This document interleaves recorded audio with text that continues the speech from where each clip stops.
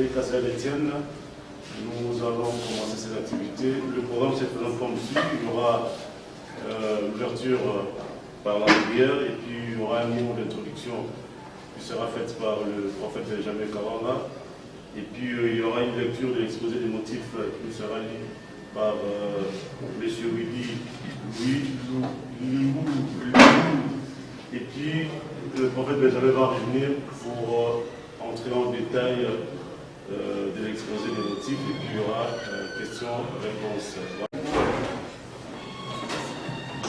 Commençons comme d'habitude. Notre Père, qui es aux cieux, que ton nom soit sanctifié, que ton règne vienne, que ta volonté soit faite au ciel et sur la terre. Donne-nous aujourd'hui notre pain quotidien. Pardonne-nous nos offenses, comme nous pardonnons aussi à ceux qui nous ont offensés. Ne nous laisse pas tomber à tentation, mais délivre-nous du malin, car c'est à toi qu'appartient, dans tous les siècles, les règnes, la puissance et la gloire. Amen. Debout, Congolais, 1, 2, 3. Debout, Congolais, unis par les sorts, unis dans l'effort pour l'indépendance, dressons nos fronts, longtemps courbés, et pour les bons, prenons les plus belles élan dans la paix, au paix pardon, par la paix, nous bâtirons un pays libre qu'avant, dans la paix citoyenne. Entonner l'hymne sacré de notre solidarité, fièrement saluer l'emblème de notre souveraineté.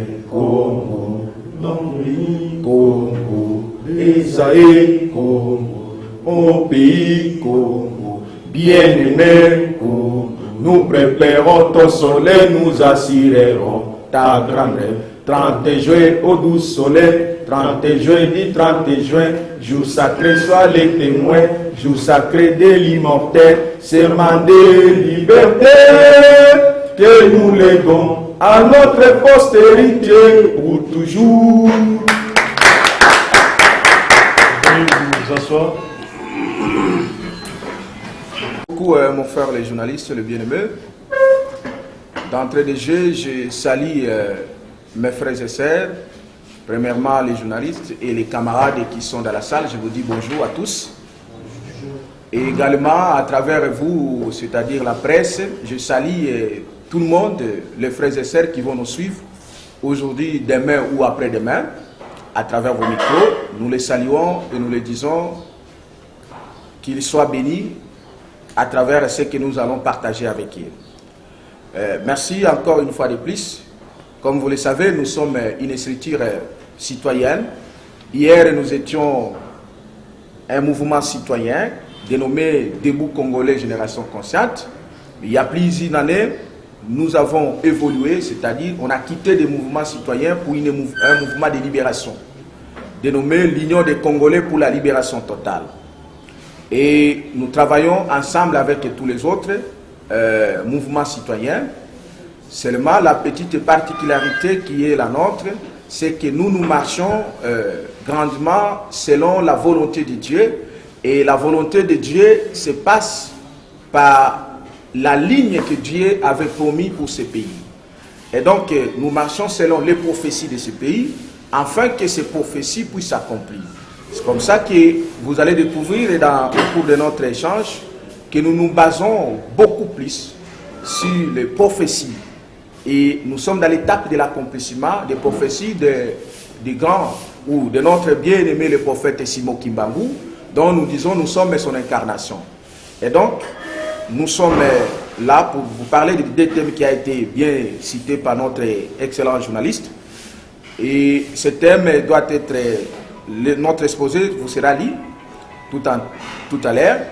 Et pour ne pas perdre le temps, je vous souhaite vraiment la bienvenue, vous tous qui avez accepté de répondre positivement à cette invitation.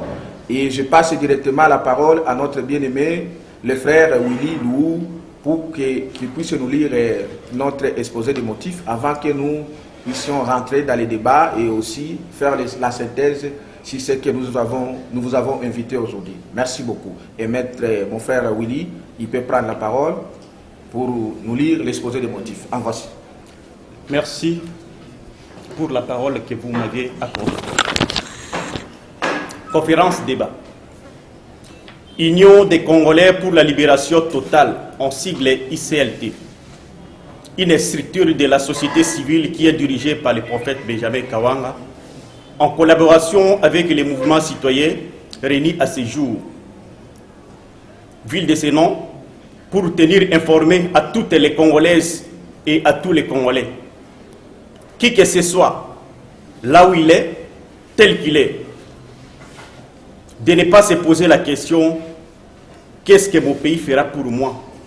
À nous plutôt la jeunesse consciente, avertie, de nous poser la question « Qu'est-ce que je ferai pour mon pays ?» Car les droits de l'homme, ce sont les libertés publiques. En fait, des points ont été inscrits à l'ordre du jour, notamment la suppression différée du 17 mai de l'année que vous connaissez, qui avait marqué l'entrée des troupes de l'AFDEL, qui signifie Alliance des forces démocratiques pour la libération, qui regorgeait à son sein 85% des soldats étrangers, la plupart d'entre eux sont des soldats rwandais, même ses officiers.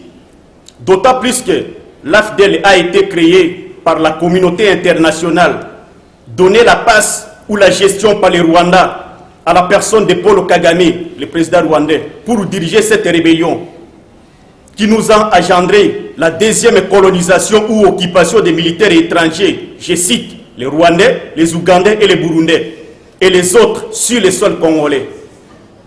Et ce sont les militaires-là qui commettent les exactions à l'est de notre pays, en complicité avec la communauté internationale via la MONUSCO. Il tue, il pille, il massacre, il incinère les habitations des paisibles citoyens dans leur passage. Nos vrais militaires congolais qui fuirent dans cette rébellion n'étaient que des simples porte-paroles. En aucun cas, prendre une décision à l'air ainsi. Pour preuve, il n'y a aucun Congolais parmi eux qui avait participé à cette rébellion qui est vivant. Non. Je cite Laurent Désiré Kabila et Ngandu Kissa qui disait « Ne jamais trahir le Congo ». C'est le premier mot qui a été utilisé par Ngandu. Mais chez nous, tout le monde est vivant. Chez eux, tout le monde est vivant. Je cite comme James Kabareb, Bizimakara. Ils sont entièrement libres. Les nôtres sont tous morts. Et vous allez remarquer, si on arrive à cette date et on nous dit, on ne nous parle plus de la libération. Par contre, il y a les défilés militaires. Et la question qu'on se pose, est-ce que ce sont nos militaires congolais qui avaient arraché cette rébellion, cette libération, ou par contre, on commémore la deuxième occupation militaire par les Rwandais? Chers frères et sœurs congolais, réfléchissons autour de cette question. Alors, faudra-t-il parler que la fameuse date du 17 mai marque notre libération? À vos claviers. C'est pourquoi l'Union des Congolais pour la libération totale exige sa condition la suppression du férié du 17 mai. Car on ne peut pas applaudir celui qui a tué ton père et commémorer ou transformer les jours de la tuerie comme les jours de la joie. C'est inacceptable. Et le deuxième point inscrit à l'ordre du jour, qui est le dernier, concerne le départ de la MONUSCO, sa condition sur les sols congolais. Nous venons de confirmer que l'état de la non-réjouissance est instant, à juste titre, à ce vote défavorable, l'épicentre de l'insécurité, dégénéré en violence meurtrière aveugle, avait, entretenu par les milices muets en terrorisme, violents, tuant et détruisant sur tout leur passage.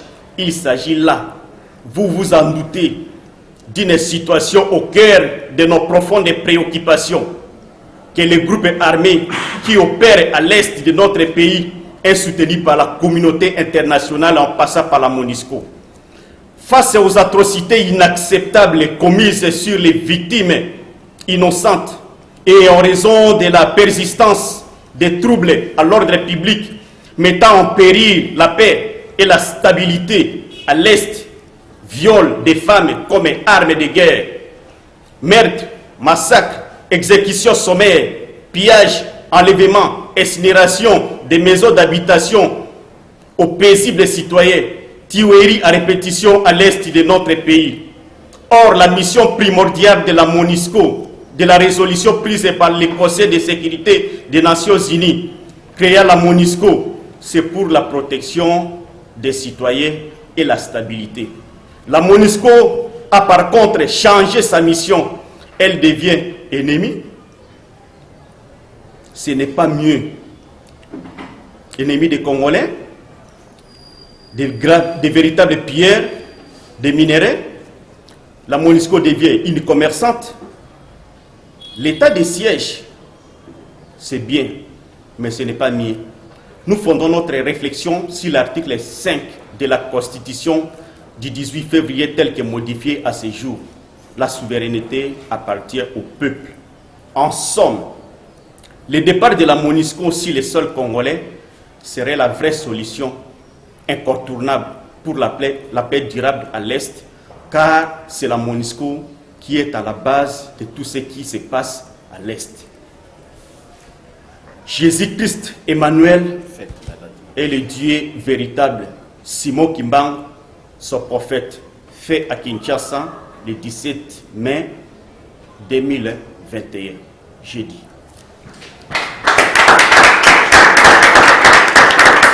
Merci beaucoup. Tondo de konanga journaliste, ba Congolais nyonso bisika bozali, na kosenga bino bolanda ngai be bolanda biso na bokebi makasi. Ndenge na lobaki na ebandeli na lopoto ki biso mouvement oyo ebengami ke bosangani ya ba Congolais pona kosikola mboka ya solo oyo ebengami na lopoto l'Union des Congolais pour la libération totale et kosangana pe na ba Congolais mususu oyo bazali na kati ya ba mouvement citoyen oyo tosololaka tozotangisa makanisi to se bazaka beaucoup plus pona bonzambe yango bomoni ke na benga makana kombo ya prophète, c'est-à-dire ntoma ou bien oyo babengi molobeli ya nzambe. Et nazali pambate prophète parce que nazali na référence yango dans le bakaki nazali mutu amemi molimo ya mosakoli Kimbangu. Pona nini to se referaka beaucoup plus na Kimbangu po ete mboka nyoso ezalaka na plana yango oyo nzambe tata abongiselaki. Metangu toye kotala na kati ya mboka na biso toye komona ke nzambe atindela biso motinda mina ye ya liboso oyo tobengi na kombo ya Simon Kimbangu. Mais kasi nyoso tozolinga kosala, il a fallu que tozwa mozindo na maloba ya nzambe oyo nzambe atiaki yango na munoko ya moto. Parce que na yebie ke biso ba Congolais po ba Africain tokanisaka ke ndenge bakosa biso ke nzambe azali kaka ya mindele e batinda mi ube basakoli bazaka kaka ya mindele. Mais to bosanye ke nzambe azali loba. Mais liloba na ye ya nzambe alobaka ye moko te. Po alobela peuple, po alobela batu, il faut ezana mutu moko oya kotia ye na tango wana po alobela. Et maloba wana ya nzambe nde tikalaka ligne de conduite ya peuple wana. C'est pourquoi biso totala tobundi tobundaka na bandeko na biso tosalaka ba réflexion ba mayele nyonso. Mais kasi bokeseli na biso ezali ke biso tokendaka plus na mozindo koluka koyeba nini nzambe tata abongisaki kola de la maloba na mosakoli na ye Simon Kimbangu. Na kotala ndenge ndeko na biso Willy le bien-aimé auti kotangela biso awa bokomona ke na kati ya maloba oyo auti kotanga ezali na esika alobeli par exemple deuxième colonisation, c'est-à-dire boumbu ya mibale. Mais tokotala biso tozui yango wapi? Tozui yango kaka na maloba ya Nzambe kolekela munoko ya Simon Kimbangu, c'est-à-dire mosakoli na ye Simon Kimbangu. Batu nyonso batangaka oyo bazala pe na bayoka bokomona ke batu nyonso bayoka ke Kimbangu alobaki ke tokozwa lipanda ya mibale. Mais kasi biso tozalaki komituna tokozwa lipanda ya mibale. Oh, totali tozwaka lipanda ya liboso na 1960 le 30 juin. Mais boumbu ya liboso ezalaki avant 1960. Siko ndenge nini tokozwa lipanda ya mibale? Oh, avant tozwa lipanda ya mibale il faut tokota na boumbu ya mibale. Nde mayele yango wana. Po lipanda ekokoya te soki boumbu ezaki. Bakoko na biso bazalaki na bango libre, babengaki nanu koluka lipanda te. Metangu bamindele bayaka bakotisi bango na boumbu nde tobandaka lite ya koluka lipanda ya liboso. E lipanda ya liboso wana esalemaki kolandela na molimo ya Kimbangu e situ na nzoto ya kondo Patrice Emery Lumumba. Et na pamboli Nzambe papa parce que awa tozali na salle babengi yango salle Patrice Emery Lumumba. Donc azare ezalité. Mais toye kotala siko tozwa lipanda ya mibale. Mais totali Congo na biso ndenge ezale. Lelo toza ko comptabiliser to bengi 24 ans. Ya depuis AFDEL oyo ndeko na biso William oti kotanga biso awa bakotaki na kati ya mboka na biso. Mais kasi kotala ndenge tozali kobika. Est-ce que ezo senga tozwa lipanda ya mibale te? Mais ce qui est au Sengato Zouabli pendant Mibale, il faut d'abord toyeba, boumbu ya Mibale eza wapi. Voilà biso tozwaki makanisi ya kokota na mozindo, na kosambela, na koluka, kosala ba recherche na nyoso. Toye ko découvrir makambu oyo. Que biso tosi tokota déjà na boumbu ya Mibale. Tokota déjà na boumbu Mibale. Et la kisini date oyo ya le 17 ya mai 1997 ezali nde mukolo oyo li boumbu ya mibale ekota. Siko batu bakomi tuna boumbu ekota ndenge nini? Oui. Non seulement totali ke lipanda ya liboso tango esalemi esilisi kutu ata esengo nango te bapaya bamindele bazonga lisusu. C'est-à-dire bayaka déjà kozongisa biso na boumbu wana. Mais boumbu wana ezalaki nanu ezotatone nanu. Balongoli nanu kondo Kasavubu, babomi kondo Lumumba. Mais binele wana de bazalaki na kati. Mais bameki kotia ndeko na biso kondo Marichal Mobutu. Ti atambwisi. Mais lokola bamindele na mayele na bango ya mabe. Oyo Kimbangu amona. Balobi te. Il faut que kotisa bango na boumbu wana ezala siko officiel. Nde baye kosala oyo babengi yango AFDEL. Totali na mayele na ba recherche. Toye komona ke AFDEL ba créer yango na Rwanda. Le 18 octobre 1996. Nde AFDEL créé na Rwanda. Mais tango AFDEL créé na Rwanda ezali financé na nani? Mindele. Nde bapesi bambongo bapesi ba moyen ya équipement bapesi yango nani bapesi yango Kagame Paul Kagame kasi Paul Kagame aye abali kokota na ye na Congo ndenge alingi mais au lieu que akota kaka bongo aluki ami bomba ate koluka bandeko na biso de regretter Masasu Ngandu aluki ndeko na biso Laurent Désiré Kabila ye Paul Kagame bindele bapesi mbongo bapesi moyen asali o babengaka structure politique na lopoto AFDEL ye aji ba officier ba militaire na ye akoti déjà na territoire aye kozwa sikoyo ba congolais ndambo. Mais kasi toye kotal lelo biso ba congolais tozalaki akokanga ba kozipa miso totali bayeti baye kokota le 17 mai 1997 awa na Kinshasa. Mais kasi tango bakoti bwana esengeli to yeba bato bakoti baza banani toye komona ke badekretaki premièrement date ya le 17 mai wana balobi yango journée ya libération.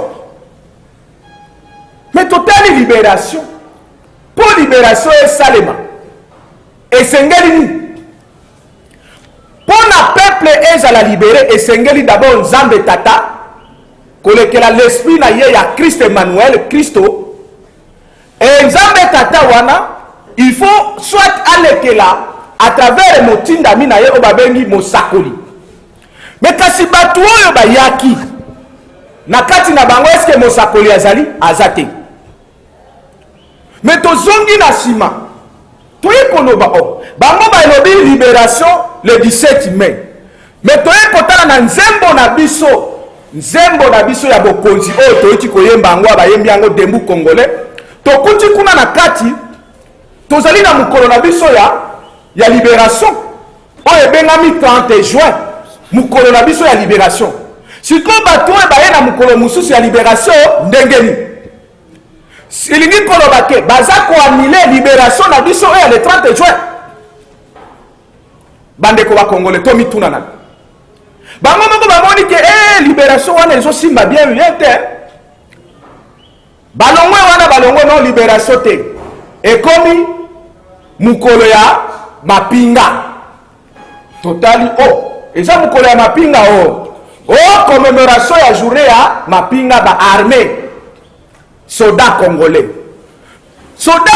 aganyaka bitumba le 17 mai 1997 tomi tuni est-ce que ça ya solo ngana koloba lukuta pona nini totie mayele na bokasi totali pona soda aganye bitumba il faut biloko mwe mine pona soda aganye bitumba il faut d'abord ezala na bato bazo financer bitumba wana totali bato ba financer bitumba wana bazala nani bapaya bamindele soit disant communauté internationale pona soda aganye bitumba il faut ezala politique kokambama ya bitumba wana totali banani bandai kokamba afdele Paul Kagame pour preuve bandeko na biso Laurent Désiré Kabila lisasu masasu ngando babomi ekutukala Laurent Désiré Kabila azalaki kaka molobeli na bango toye kotala pona koganye bitumba esengelaki nini ba officier militaire oyo bakosala nini bakokonduire bitumba. Mais totali ba officier militaire oyo bakonduiraki bitumba wana baza banani bango nyonso bapaya. Pona koganye bitumba ya mine il faut kozala na basoda. Mais totali basoda wana oyo bazalaki na AFDEL bango nyonso plus ou moins 85% baza banani bapaya. Etikali ka mwa ndambo ya bandeko na biso bango moko babengi bango bakadogo elingi koloba bana mike c'est-à-dire bana mayele te bayebi eloko baosala te. Elo totali ke tokoki jamais ko célébrer jour où c'est la jour ya bitumba te. Toye siko komi tout na question soki basoda na biso nde baganyaka contre nani. Mais toye komona ke ba militaire tozalaki na bango na Congo mobimba oyo lelo bazobenga bango ba ex-phase. Mais bazalaki bandeko na biso 100% ou bien bazati lelo bandeko na biso 100%. Quel que soit mabe na bango dictature nini toza d'accord to exempter bango te na mabe na bango. Mais kasi bango moko baza banani ba congolais ou bien bazaïrois à l'époque parce que biso to tozalaki kobenga bazaïrois lelo tokomi biso nyonso ba congolais soki tolingi tolongola ke biso nyonso tozalaki bazaïrois te ou bien ba ex-phase bazalaki ba congolais te donc biso pe toza ba congolais te. Mais ndenge nini bapaya o bayaki 90% plus ou moins bazalaki ba étranger bayeba longoli bandeko na biso babengani bandeko na biso babomi bandeko na biso siko jour wana o babomi bandeko na biso c'est-à-dire babomi biso totie yango comme jour ya commémoration ya armée siko armée nini oyo elonga bitumba wana. Parce que ba élément nyonso mine totie elakisi ke nyonso ebanda ekouta wapi ya libanda yango tolobi ezalaki pongi ou bien ezalaki nini. Biso toko continuer bomba te. Bango moko bameki kutu bakomi kolongola ngo jour ya révolution. Donc bango moko bazoza na conscience, mais kasi biso ba congolais tozanga conscience. Yango toye komona ke jour ya le 17 mai 1997 ezalaki nango mokolo ya libération te, ni mokolo ya armée na biso eganaka bitumba te. Tango tozongi na maloba ya Nzambe tata kolekela motindami na ye Simon Kimbangu, toye ko retrouver ke Nzambe asaloba na biso kokota na boumbu ya mibale. Et donc toye ko conclure en disant que avec les preuves à l'appui que le 17 ezalinde mukolo otokota boumbu ya mibale le 17 mai eza mukolo otokota boumbu ya mibale. Et conséquence ya boumbu mibale wana mutu moko te congolais ou congolaise akoki kobosa na yango te. Yango tozo vivre tilelo koboma kolia koibama nyoso passe. Et pour preuve ba frontière esika ba payawana ba kota o tobengi yango na este moyen kangama ezate nyoso eza kosalema parce que bango nde basala nini bakota. Yango tolobi eke na mayele oyo Nzambe tata apesi biso alakisi biso ke non tala esika bokota boumbu ya mibale. Et pour ba terroriser ba fandisa boumbu ya mibale wana bazwi kaka mindele wana balongoli bango sikoyo kuna bandeko ya baye kokota pe officiel nde bobengi yango MONUSCO lelo. Totali pe tobandi kotala MONUSCO boumbu ya mibale elezo sala et totalisé 24 ans. Totali pe batu na bango ba maître na bango pona kolakisa ke bango nde ba finansaki entrée ya boumbu wana balobi te tokotika cop na biso etika la ka musika boye te fo biso moko to sali to kota na kati pour to soutenir boumbu wana ekoba. Neto ekomona mindele baye bakoti na o babengi yango MONUSCO ekoti na Congo. Lelo tozo kende 20 ans na bango. Kasi totali bango bayeli biso balo poto nyos. On est venu pour stabiliser, pour mettre la paix, pour faire ceci au Congo. Mais 20 ans plus tard, totali batu oyo bayaka kotia kimia. Est-ce que baza kotia kimia? Ah, peuple congolais. Ata bazipaka biso miso. Est-ce que sengeli te to mona sikoyo? Alors toyebe ke tango ya komona sikoyo ekoki.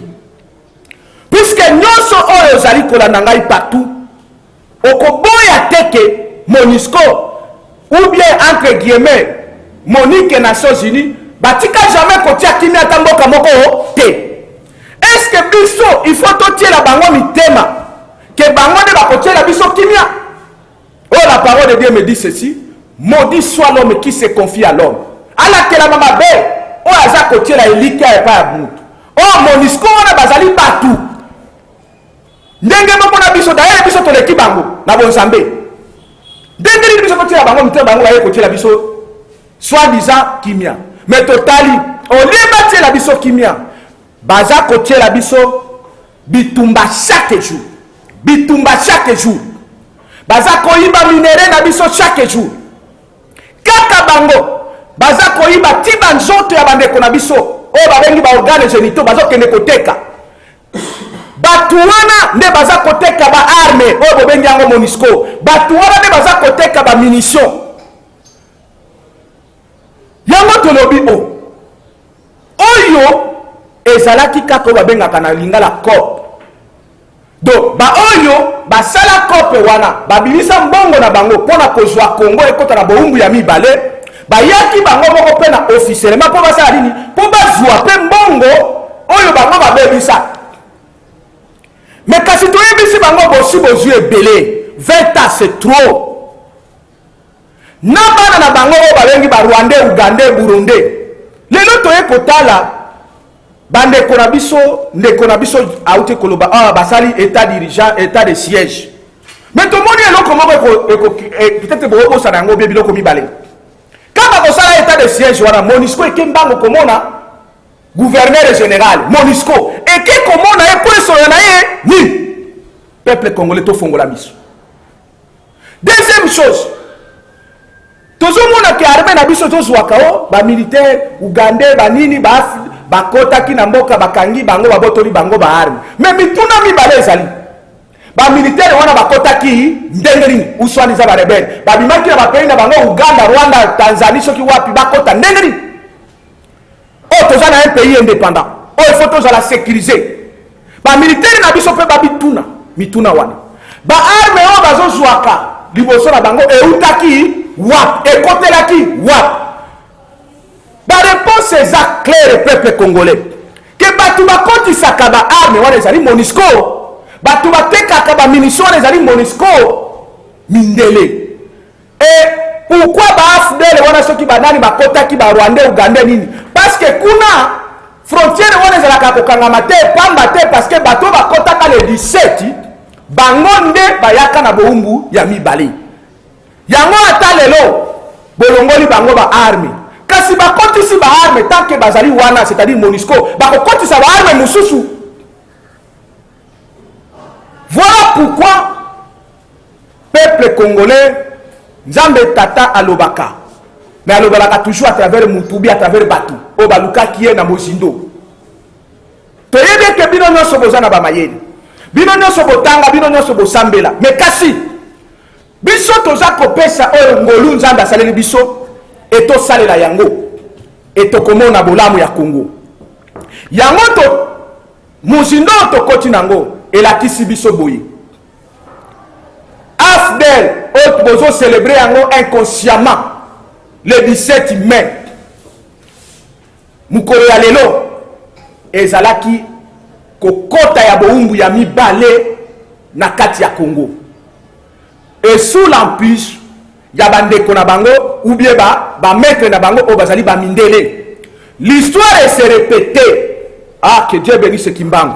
Parce que tant que bokotala l'histoire ya liboso boumbu ya liboso tokota yango na ba Belge kamwa mboka muke mais sima na bango ezalaki banani ba mindele nyonso ba américain na banyoso et Belgique etongama na mbongo ya Congo mais boyi kotala na boumbu ya mibale Rwanda kamboka muke mais Rwanda etongami na mbongo ya nini mbongo ya Congo et donc mutu akokiko oboya cette révélation que nous sommes farouchement à la deuxième colonisation.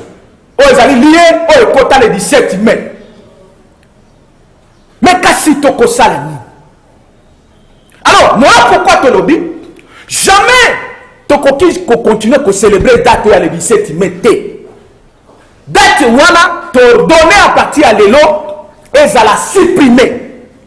Congolais mon côté à koki kondima à célébrer date ya mukolo ba boma bande kona biso ba boma biso o ba kotisa biso na boum parce que sur le plan prophétique ou spirituel chaque fois que tozo célébrer mukolo wala tozo pesa bango pouvoir ya ko dominer biso ya ko coloniser biso même sur le plan économique les lots perdent combien oh il fallait quota ba maman marichère ba maman ba wewa ba moto ba nini il fallait ba sala combien le ba kotisa kata mbongo la biso mais tozo perdre yango pona nini pona ko célébrer mukolo ba kotisa biso na bumbu buzoba ya ndenge nini mais kasi buzoba ekozala buzoba metika la buzoba te il faut ici là yango to déclencher à partir de lelo suka buzoba wana abu pia buzoba wana esi toyeko koma sikona oyo bobengi Monisco mais ndenge toyebi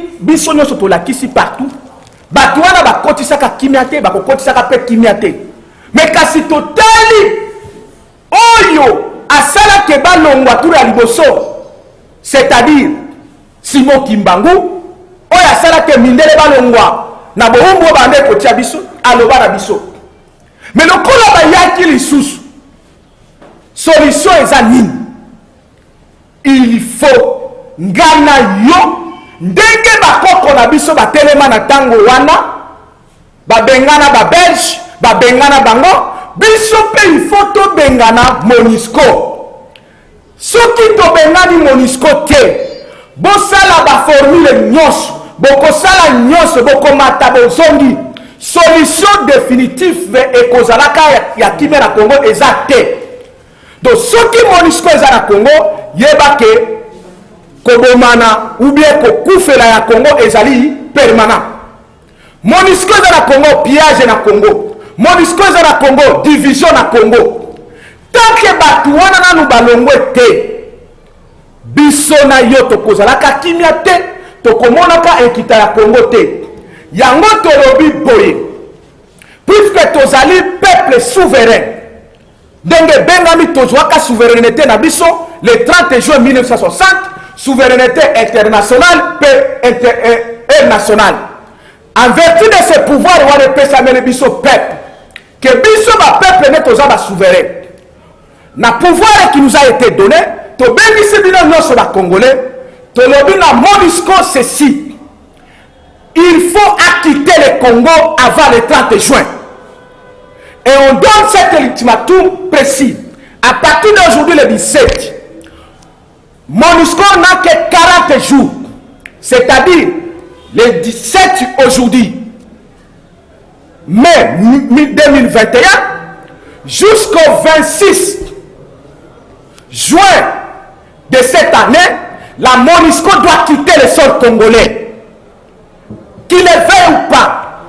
Mais, si la MONUSCO résiste de quitter le sol congolais de manière pacifique, de manière volontaire, en exécutant cet ultimatum, nous les peuples, parce que c'est à nous qui sommes souverains, nous allons appliquer ce que nos pères, nos grands-pères ont appliqué. C'est-à-dire chasser la MONUSCO sur le sol congolais. Et cela, nous ordonnons de déclencher les 4 jours de colère, de manifestations de colère pour chasser la MONUSCO sur le sol congolais. C'est-à-dire du 27 juin au 30 juin. Afin que la véritable, la deuxième indépendance soit effective. Voilà, Congolais, na ba Congolais nyonso partout au Bozali. Ba mama, ba baba, ba ndugu, ba kaka. Solution ezakaka moko o zambe tata pesi bino kolekela biso ba instrument na ye peuple moko ba liberaka ye azate le peuple se libère et donc à partir d'aujourd'hui to sengi bosangani ba congolais nyos na ba congolais nyos ba oya kati pe ba oya libanda et tozali obligé à se mobiliser pendant ces 40 jours et à partir le 27 juin jusqu'au 30 juin, les 4 jours effectifs doivent être accomplis afin qu'on chasse la MONUSCO. Pour arracher la deuxième indépendance, telle que prophétisée par Simon Kimbangu. Je dis et je vous remercie et nous sommes à votre disposition pour les différentes questions. Merci. Merci beaucoup.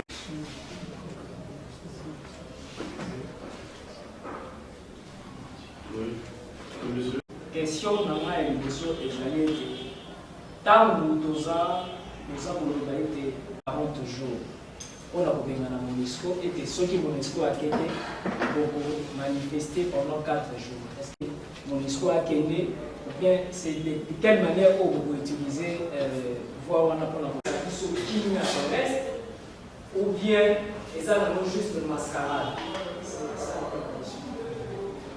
Nzambe aki kopesa ye carte ya Pâques na carte ya Pâques ne aki kolongola et bana Israël et biso pe toti ko célébrer Pâques et donc il n'y a pas un hasard donc il y a ngana biso boye pourquoi Vincent Karega cause la lelo tiwana ezali ko prouver Vincent Karega il faut la wana parce que pour célébrer le 17 mai jusqu'aujourd'hui oh Vincent Karega azali élève le 17 mai et donc c'est comme ça qu'il faut Vincent Karega azala mais la solution maintenant pour ko bengana Vincent Karega ko bengana ba nyos c'est maintenant ou jamais c'est-à-dire ko bengana les maîtres de maîtres na bango wana nde asali ke ba Vincent Karega Rwanda ezala et ensuite même classe politique nabino.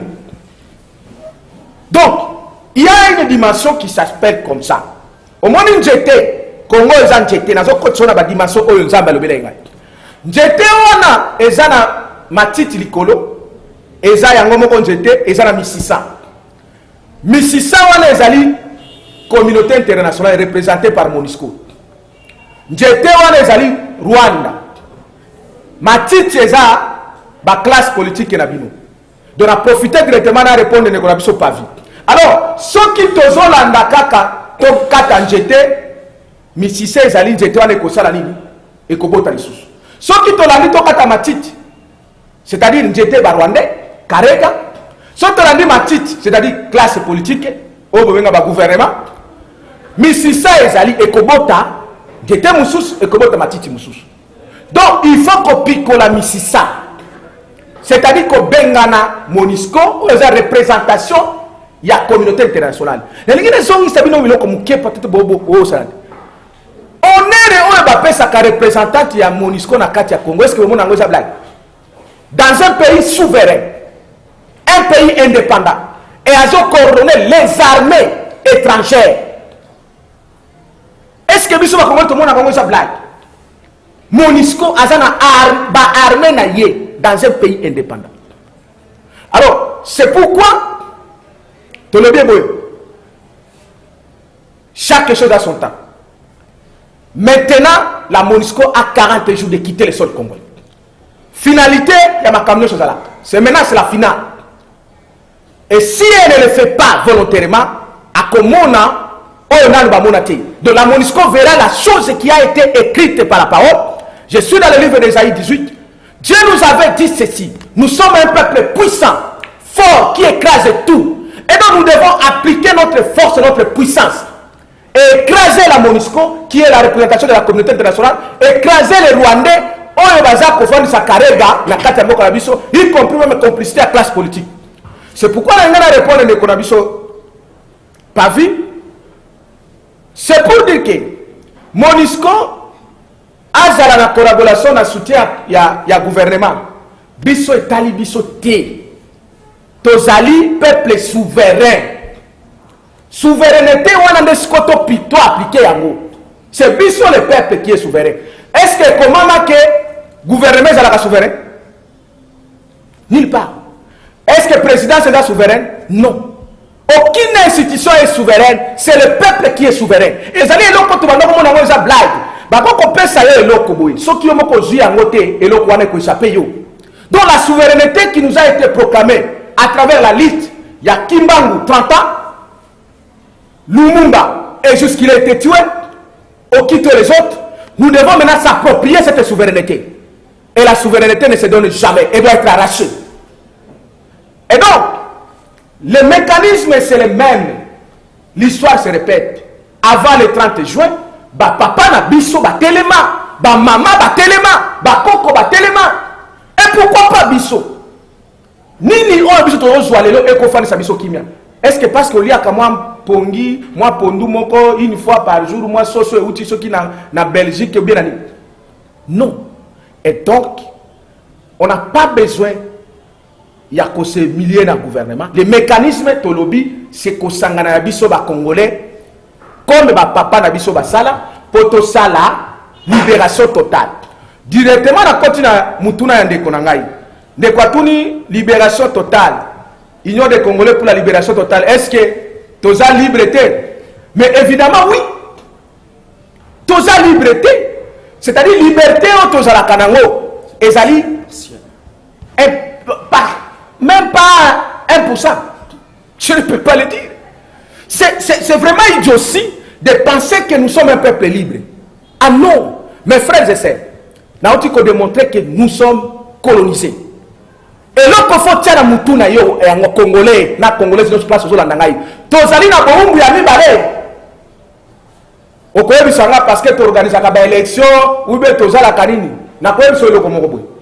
Au moins, nous avons mis chef na ya pesa répondre moi biloko bolia et ça dépend ya comme chef pour lui à quoi ça il est musala donc nous sommes vivre aka basala kabiso yango poto vivre poto sala bango. Mais tozali na boumbu ya mibale. Congo eza na boumbu ya mibale, c'est pourquoi so balingi ba boma lumumba ba lobomi. So balingi ba boma lolo c'est que ba bomi. So balingi ba boma tel ba bomi parce que tozali na boumbu. Mais il y a des personnes qu'on blague pas. Dieu le Père et Dieu est avec nous. Parce que la Bible me dit, Christ nous a affranchis pour être libres. N'acceptez plus de vivre dans l'esclavagisme. Tout le monde dit que tous les chrétiens basés belé, mais tous les gens alors que nous sommes dans un pays chrétien. Boumbu est sa volonté en Zambie tatati. Deuxième chose, le peuple que nous sommes, on doit refuser. C'est à nous de faire notre part et Dieu va nous accompagner. C'est pourquoi tu le dis, Tozana Boumbu. Et parce que Tozana Boumbu, il faut maintenant une libération totale. Et libération, il faut tout ça dans le monde. Mutuna mtsusu ndeko nanga tunaki par rapport à la dictature à Mobutu. Voilà. Par rapport à la dictature à Mobutu, le 17 mai et yaki ko salani. OK. Na lobaki na biso boy. Mobutu na batu nyonso zalaki na bango. Qu'on les aime ou pas. Bazalaki d'abord bandeko na biso, vrai ou faux? Nana wako wangana. Que baza d'abord bandeko na biso, vrai ou faux? C'est vrai. Parce que baza bandeko na biso, ezala mabe na bango. Est-ce qu'on peut remplacer ndeko na mupaya? Ndeko atika la ndeko, quel que soit mabe na yo. Il faut que l'on batte mabe à Mobutu ezaboyi. Mais to ko lo batte que bapaya ba yaka ko remplacer bango ba koma bandeko na biso. Non. Tozala qui aveuglé. Et pour preuve, les 24 ans, ce que les bapaya font, ce n'est pas seulement ce que Mobutu avait fait. Qui peut me contredire? Tout ça un débat. Oyo bapaya wana basali. Nombre ya batu oyo bapaya wana babomi. Et leki nombre ya batu Mobutu bomi la dictature. Biso ba activiste toza ba première victime. Ba peuple congolais baza ba première victime. Est-ce que natanga Mobutu wana ko kata batu? Non. Tozwa mayele oyo kimbango lobaki. Toza na esprit ya discernement ko kabola. Mabe ya Mobutu totia ngwa pa. Mais tozu nanu malamu na ye. Tozu nanu existante origine ya Mobutu. Mais origine ya batu bakota afdel. Ba on ndamu bazalaki ya biso lelo baza wapi? Ndeko na biso William Uté ko ebisa biso. Qui a tué le roi d'Israël Kabila? Eza bango. Qui a tué Massa Sungano?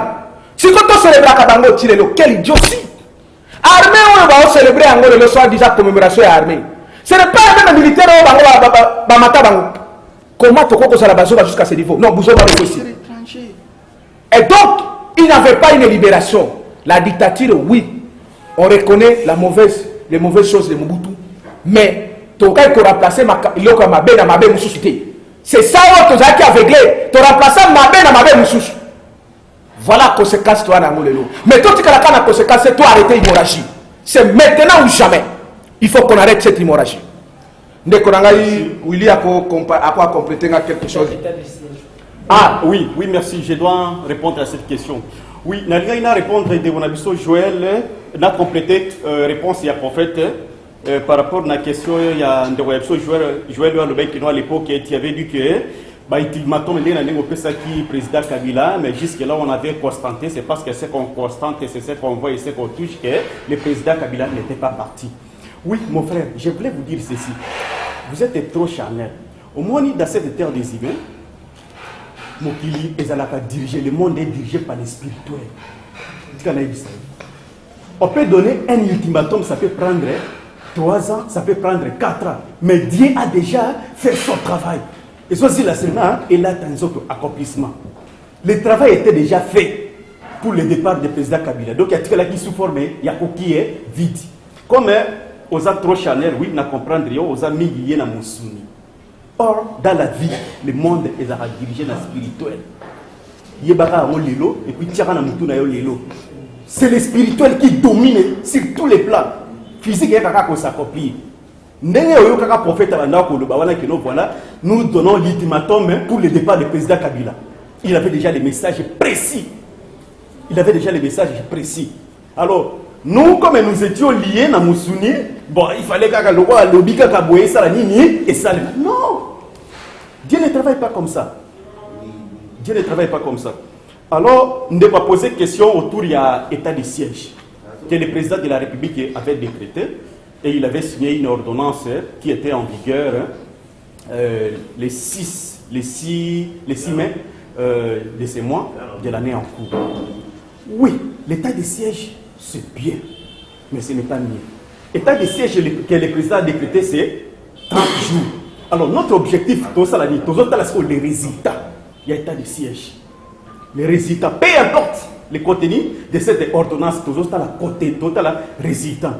Est-ce par rapport à l'état de siège, les résultats, c'est quoi? Il faut que donc, paix, et ça, c'est notre souci majeur. Paix, et nous connaissons, ce n'est pas aujourd'hui. Même dans le régime, le président Kabila, on avait décrété ce genre. Mais les bêtises se répètent toujours. Ils ont se répéter. La solution, ce n'est pas l'état de siège. Et pour se calmer seulement. Et c'est pour se calmer que non, voilà, et ainsi de suite, et ainsi de suite.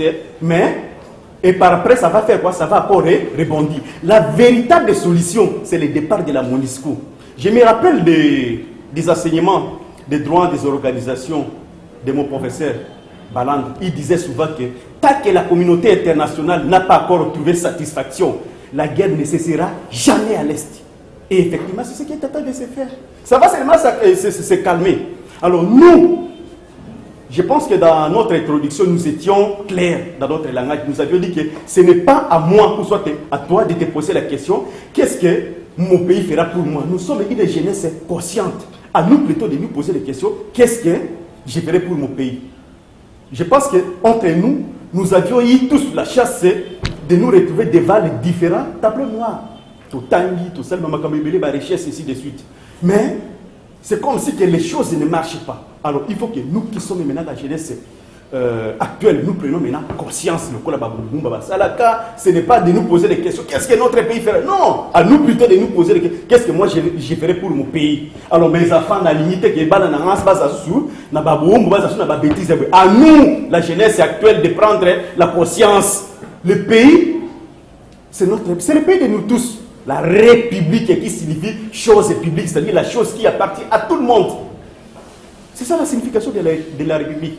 À nous plutôt de prendre la conscience et appliquer l'article 5 de la Constitution du 18 février, tel que modifié par ce jour, qui dit que la souveraineté appartient au peuple. La souveraineté n'appartient pas aux dirigeants ou soit aux institutions. Non, ça appartient au peuple. C'est nous qui avons plutôt légué notre pouvoir à ces autorités. Nos autorités, le président de la République et les ministres, ce ne sont que nos ouvriers. Ce sont les ouvriers du peuple. Ce sont nos ouvriers. Ils ont travaillé pour Nabiso. Alors, ceux qui te montrent que non, voilà, les choses ne marchent pas, nous allons revendiquer nos droits. Nous allons revendiquer nos droits. Et puis, j'avais voulu compléter les prophètes par rapport à la question où on a posé qui est autour de la prise de conscience concernant la MONUSCO. Oui. Bandego. Au moins, MONUSCO, on a un casque bleu, ainsi de suite. Casque bleu, ainsi de suite. L'ONU a été créée depuis 1953 et puis connaître différentes appellations, ainsi de suite. Toye bibiso na bino ba organe ya Nations Unies. Toza na assemblée générale, toza na conseil de tutelle, toza na conseil de sécurité, toza na cour internationale de justice, toza na conseil économique et social et puis toza na secrétariat. Mais parmi les différents organes ya Nations Unies, l'organe le plus directeur c'est le conseil de sécurité. Il y a un qui vote la résolution, il y a un qui défend la communauté internationale. Et voter la résolution. Quelle résolution pour changer et ainsi de suite. Alors, la résolution, est-ce que ça pour l'intérêt du peuple congolais? Non, et ça pour l'intérêt, ce n'est pas pour nous, notre intérêt. À nous plutôt, la jeunesse consciente, je me répète, de prendre conscience. Je donne un exemple, il y a la Bible. Même Pharaon, même Moïse, tant qu'il devant Pharaon pour assurer la libération, il y a peuple. Il n'était pas parti seulement une seule fois, non? Première fois, deuxième fois, 3, 4, 5, 6, 7, 8, 9. Et par après, qu'est-ce qu'il avait dit? Non, aujourd'hui vous serez libérés. Donc c'est pour dire qu'il y a la part de Dieu, il y a aussi la part de l'homme. Dieu a déjà fait. À nous plutôt de prendre conscience, nous.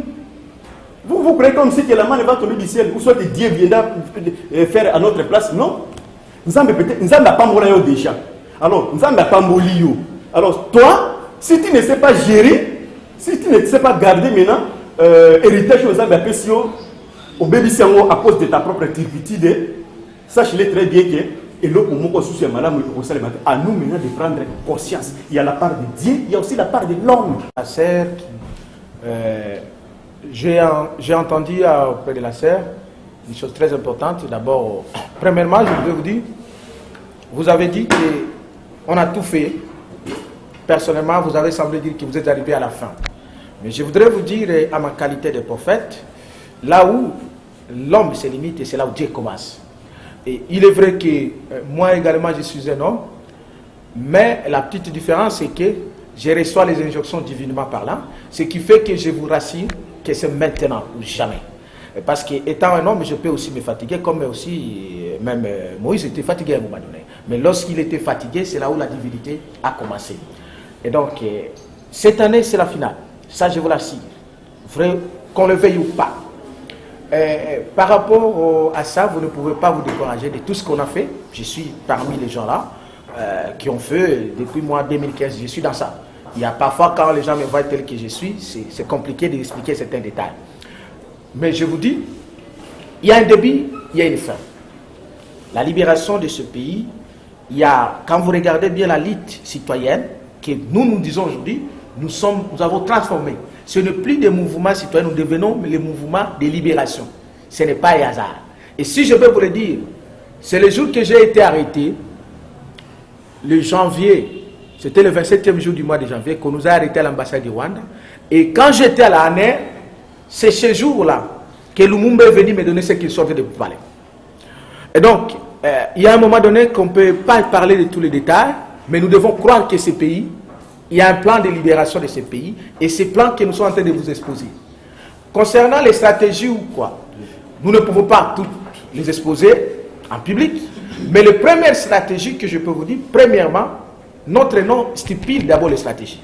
L'Union des Congolais pour la libération totale. Donc chaque mot, c'est une stratégie aussi.